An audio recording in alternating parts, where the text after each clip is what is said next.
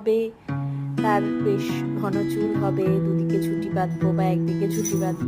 কিন্তু সেই আশায় জল ঢেলে আমার মেয়ে 4-5টা চুল নিয়ে জন্মেছে, কি আর করা যাবে, সেই চুলটাই ম্যানেজ দেওয়ার চেষ্টা করছি।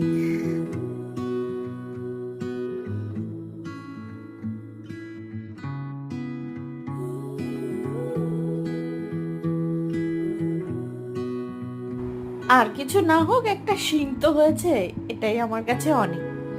দেখা যাক বড় হলে কটা চুল হয় ওর মাথায়।